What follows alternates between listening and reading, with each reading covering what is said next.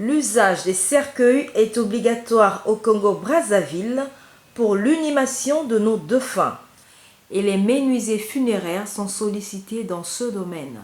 Ici, nous sommes à Mpaka, plus précisément dans l'arrondissement 3 Tchétché, où les jeunes sont réunis en coopérative pour fabriquer les cercueils. Ils façonnent le bois à l'aide des machines rabots, scies, marteaux et pointes, assemblent les panneaux de bois et réalisent la finition comme le vernis et la teinture. Ils se chargent à la mise en place des accessoires du cercueil comme l'emblème, les poignées de portage, les caches-vies et autres ornements selon la commande. Ils fabriquent des cercueils tels que Aspala, Boston, Parisien, Nikon, Trésor et autres. On a plusieurs marques de cercueils, tels qu'on a de plusieurs Boston, Aspala, Parisien et des Nikon, des Trésors, plusieurs marques de cercueils. On doit être toujours un créateur dans ce métier. Un métier tellement mystifié que certaines femmes ont peur de se mettre en couple avec les fabricants de cercueils. Moi personnellement je dirais non, je ne veux pas accepter. Je me dis que ces choses-là sont mystiques parce que ce n'est pas tous les menuisiers qui fabriquent des cercueils en fait. D'autres par contre ne trouvent aucun inconvénient de se mettre en couple avec ces derniers. C'est un métier comme tout autre, il va avoir de l'argent. C'est comme si un monsieur qui se réveille le matin, qui va au boulot, la fin du mois il te ramène de l'argent, c'est pareil. Donc lui c'est ce qu'il a trouvé comme métier, il peut nourrir sa famille avec. C'est pas mauvais. Je vais accepter parce que c'est grâce à ce métier ils arrivent à payer leurs factures et autres charges. Nos ancêtres enterraient nos défunts dans les cercueils. Nous ne pouvons pas enterrer nos défunts sur les nattes, car cela n'émane pas de notre culture. Ce sont nos frères musulmans qui le font. Il est le maître de lieu et le formateur des élèves évoluant dans son atelier. Oui, bonjour madame. Je m'appelle Kinkondi Vividila Williamar. Dans ce métier, il y a des gens qui pensent pour apprendre ça, il faut qu'elle être sorcier. Non, ça ne demande pas la sorcellerie. Les gens qui veulent apprendre ce métier, ça demande, il faut qu'elle puisse être vraiment motivée, puisse être chaud, puisse être veillée. Il faut avoir le courage pour le faire. Il doit avoir sa volonté aussi pour exercer ce travail. Dans mon service, c'est que je fais mon travail là, je suis ponctuel à ça. Parce qu'aujourd'hui, si on te donne une commande de cercueil, tu dois vraiment être régulier avec ça. Et tu dois faire ton travail vraiment sérieusement, bien soigné, pour que tu puisses avoir plusieurs clients. Les gens qui critiquent notre métier, ce sont des gens qui n'ont rien dans leur tête. Parce qu'aujourd'hui, quelqu'un qui a pris ce métier pour gagner un peu de soi avec. Donc nous, on gagne notre vie à propos de ce métier. Donc ceux qui nous critiquent, donc, je ne sais pas, lui gagne sa vie comment, il croit que nous sommes des sorciers. On n'est même pas des sorciers. En fait, c'est notre courage, c'est notre volonté pour prendre ce métier. C'est pour ça qu'on exerce. 11 ans de carrière dans la menuiserie, Thibaut Exaucé est congolais de nationalité. Très passionné de l'art, il s'est spécialisé dans la peinture des objets funéraires et nous parle de son talent. Je suis Thibaut Exaucé, je suis peintre des cercueils.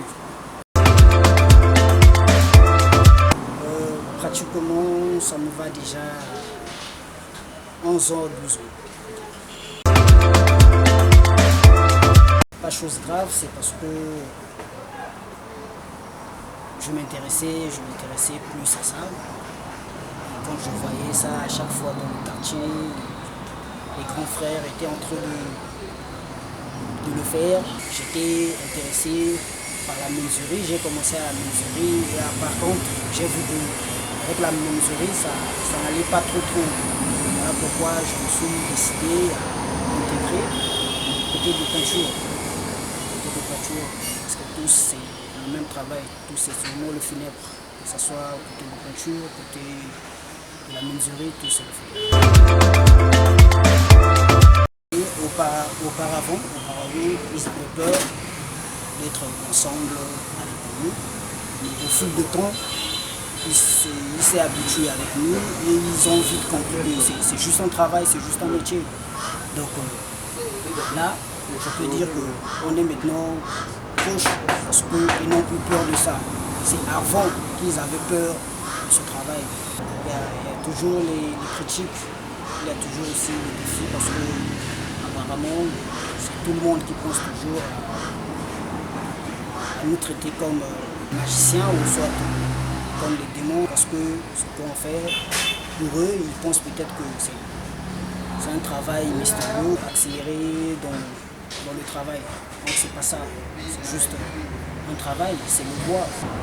Sinon, il y a toujours des critiques, du jour au jour, les gens font étonner à ça. Une fois quand une personne regarde la manière dont vous travaillez, il est toujours étonné. Oui, il y a certaines filles qui ont peur et qui refusent des fois parce que pour eux, ils pensent peut-être qu'on est des magiciens, soit on pratique des travails bizarres ou spirituels. Mais d'autres, je peux dire au moins à 70%. 70 parce que eux tous, ils ont toujours peur et ils pensent peut-être que ce que nous faisons, c'est quelque chose de mal ou soit ça nous demande de faire des sacrifices ou je sais pas. Si ça ne nous donnait pas quelque chose de bien, sinon on devait changer le domaine à très longtemps, changer la destination. Si on se maintient toujours dans cette destination, dans ce métier, c'est parce que ça nous permet aussi de vivre, de se débrouiller un peu et ça nous permet aussi à résoudre nos petites situations que nous avons.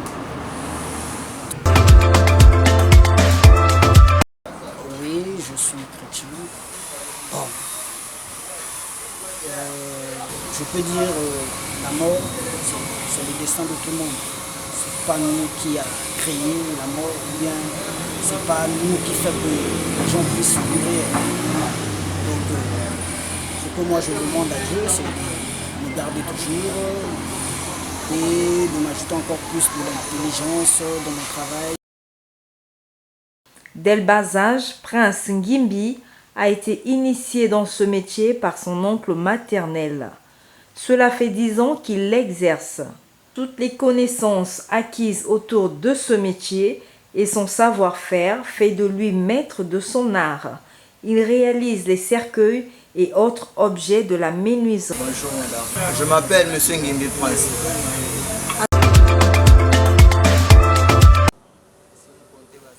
S'il faut compter le nombre d'années, cela fera 10 ans que j'exerce ce métier.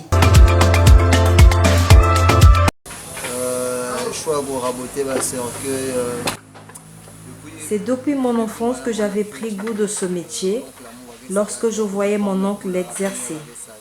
Et c'est pendant mon adolescence que j'ai été formée par ce dernier. Je me sens à l'aise quand je travaille.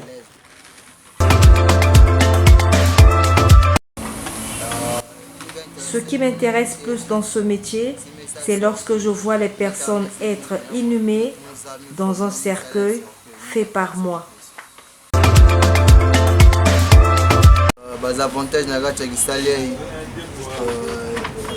Les avantages que j'ai dans ce métier, ils m'aident à couvrir toutes mes charges et à prendre soin de ma famille.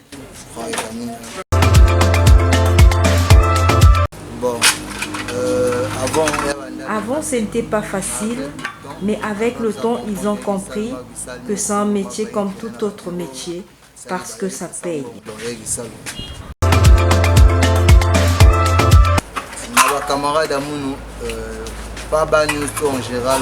Certains de mes amis acceptent mon métier, d'autres par contre n'acceptent pas ce que je fais. Certains sont dans les préjugés et me traitent de sorcier parce que j'exerce ce métier.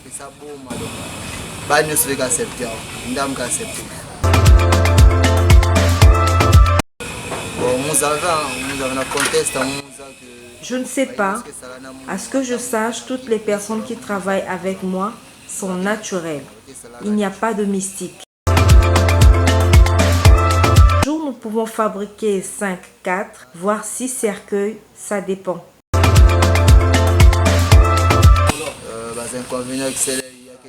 Il y a plusieurs inconvénients dans ce métier. L'on peut faire un cercueil et la personne ne suffit pas. Tout comme l'on peut faire un cercueil et ne pas bien fixer les planches du derrière et la personne tombe.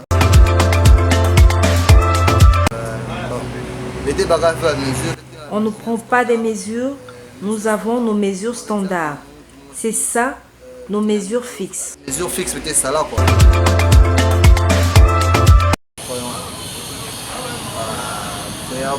Oui, je suis croyant chrétien. La prière que je fais à Dieu, je ne sais pas comment vous l'expliquer. Je ne peux pas souhaiter la mort de mon semblable. C'est naturel que les gens meurent. Ma prière est que Dieu me garde parce que nous fabriquons pas juste les cercueils, nous fabriquons également des chaises, lits, des trotteuses pour enfants. Comme la mort est naturelle, je suis obligée de travailler. Je suis obligé au moins que ça va être ça là. Nous savons comment le pays fonctionne. Il n'y a pas de boulot. Nous ne devons pas croiser les mains. Vous pouvez apprendre les métiers. Si vous venez apprendre la menuiserie chez nous, on ne demande pas grand-chose. Vous venez avec vos parents et vous allez causer avec le maître de l'atelier, moyennant quelque chose. On t'apprend le boulot. Après, tu seras à mesure d'ouvrir ton propre atelier. Enlevez juste les mauvaises idées concernant ce travail. C'est comme tout autre travail. Mettez-vous au boulot. C'est à travers ton métier que tu seras respecté dans ta famille. Ici, nous sommes dans l'arrondissement 4 Loindili, plus précisément à Botarok, un quartier mouvementé où l'ambiance règne 24 heures sur 24. On y parle le kitouba et le français. Il est riche en activités sportives, éducatives et culturelles. Ce quartier regorge plusieurs jeunes talentueux. Roldin et Samarange sont deux jeunes évoluant dans une maison de fabrication des cercueils, nantis de grands talents en peinture et en fabrication de cercueils. Bonjour, je m'appelle M. Roldin, je suis peintre. La première chose, lorsqu'on vient à la télé, on remercie le Seigneur. Sans le Seigneur, tu ne peux pas travailler. Dieu en Dieu, la première chose, on fait la prière notre Père qui est aux cieux, que ton nom soit sanctifié, que ton règne vienne. Ensuite, lorsqu'on finit de faire les prières, la deuxième partie, on cherche quelque chose à manger pour avoir de travailler. Sans quelque chose à manger, tu ne peux pas travailler. Bon, la commande maintenant on fait, lorsque le parent vient chez nous, on nous donne les commandes pour faire. Par exemple, il peut décider, on peut faire Boston. On fait le Boston. Si parfois on en fait près ici, on peut pas le faire près là. On commence à travailler ça, on finit, on livre ça. Par rapport aux familles, parfois les familles peuvent venir chercher, parfois nous on peut aller chercher le marché. Lorsque les gens viennent pour passer la commande, première chose qu'on fait d'abord, lorsqu'ils viennent, on commence d'abord à traiter avec les familles. On traite avec la famille. Lorsqu'on va entendre avec la famille, ça là-bas, on va nous montrer l'autre album pour faire leur choix. Lorsqu'ils font leur choix, c'est là-bas maintenant on va faire maintenant notre travail. Et, par exemple, je peux dire Aspala, Boston, il y a des petits Aspala ici là. Il y a des petits Aspala. Et puis dire qu'est-ce qu'on fait ça américain. Ça là. Ça là on appelle ça américain. L'autre là on appelle ça véhicule. En plus, particulièrement lorsque les menuisiers finissent leur travail, nous aussi, on prend les caisses, on commence à travailler ça pour mettre la peinture. Oui, bonjour. Je m'appelle Samarange, je suis le menuisier. Lorsque on vient le matin à l'atelier, la première des choses, on fait la prière. Quand on finit de faire la prière, la deuxième des choses, on doit nettoyer là-haut, on travaille. Et puis ensuite, on commence à fabriquer nos cercueils. On a beaucoup de types de cercueils qu'on fabrique la journée. Il y a d'autres, on fait le vernis, d'autres pour la peinture. Quand on finit pour le vernis, il y a des gens qui est dehors qui va penser pour faire le vernis. Moi, je suis menuisier, j'arrange seulement. Et l'autre va penser, va faire les finitions. Et pour le peinture aussi, c'est la même chose. C'est ça notre travail ici là. Si on a beaucoup de commandes, on a 4 mètres ici là. On donne l'autre va faire, moi aussi je prends mes commandes, je donne ici, on va essayer d'arranger. Maintenant, si par exemple le commande est pressé, donc on va donner le commande là à l'autre qui n'a pas le boulot. Il va travailler ça vite fait pour que la famille, quand la famille va venir, ils vont trouver leur caisse déjà presque finie. Mais non, si la commande, dès qu'aujourd'hui on est lundi, si on va enterrer le vendredi, donc non, on est obligé aujourd'hui de tout finir le caisse, demain penser faire les finitions. On ouvre à 7h, on ferme à 18h. La fabrication des cercueils reste essentielle. C'est une façon d'honorer nos défunts et de compatir avec les familles endeuillées.